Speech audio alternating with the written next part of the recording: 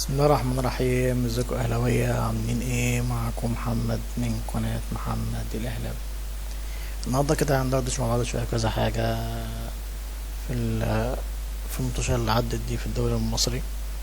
في الاول كده فعل الجرس واشترك في القناه ودينا لايك عشان يوصلك كل جديد. طبعا احنا اتكلمنا امبارح على الاهلي والكولر، وكلمنا شفنا كولر يعني بدأ الموسم ازاي، وهل هو كولر بتاع السنه دي والسنه اللي فاتت في التفكير وفي الاحتفاظ باللعيبة يعني اتكلمنا امبارح في كذا حاجة كده. في ترجعوا الفيديو ونشوفوا كلامنا صح ولا غلط، وانا مستني تعليقاتكم في ان شاء الله في الفيديو بتاع امبارح. النهارده هنتكلم في حاجة برضو عن التحكيم المصري. صح انا اول مرة اتكلم عن التحكيم المصري ومبحبش اتكلم عليه، بس انا قلنا هنتكلم في الاهلي. بس فعلا التحكيم بقى حاجة صعبة اوي في مصر. يعني في فرق كتيرة جدا ظلمت، ومنها زد في ماتش الاهلي كان ليه ضربة جزاء لينا وقلنا علينا، احنا بنخافش من حاجة يعني. فكان زد ليه ضربة جزاء، والزمالك في ماتش سيراميكا في ماتش كان أول ماتش كان مين؟ الزمالك كان البنك الأهلي. ضربة الجزاء التانية طبعا دي وهمية جدا ولا ليها أي لازمة. وفي ماتش اللي فات بتاع سموحة الجون التاني طبعا بتاع مصطفى شلبي اوف سايد واضح جدا. التحكيم فيه مشكلة كبيرة جدا جدا جدا. يعني انت المشكلة ان التحكيم وحش وفي فار. طب انت يعني الفار يعني فين الفار؟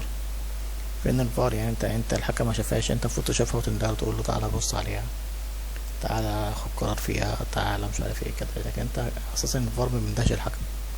معنى كده الحكام الفار اساسا فيهم مشكله، مش الحكم بس اللي هو الاساسي فيه مشكله، ده حتى الفار فيه مشكله. طب احنا عاملين الفار ليه؟ احنا عاملين الفار عشان يساعد الحكم، مش عاملين الفار عشان يبقى بايظ مع الحكم. وتيجي تتكلم يقول لك الفار كان بايظ، الفار كان فيه مشكله، مش عارف ايه اللي حصل، اللي مش عارف ايه. طب يا جماعه يعني وبعدين يعني حرام الفرق اللي بتظلم دي بصراحة يعني. وفي ماتش برضه سموحة وبيراميدز سموحة اتظلمت يعني بجد. يعني التحكيم لازم يشوفوا له حل. انت المفروض القاضي في الملعب لازم تكون عندك ضمير. سيبك من الانتماء بتاعك، سيبك من كل حاجة.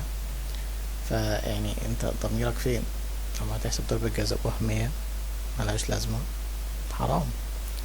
لما ماتش الزمالك وبيراميدز في السوبر المصري، لما اوباما جاب الجون التاني، الفار يعني في نص دقيقة يعني حتى يعني كانت الكورة بتاعت الحكم قال لك اوفسايد.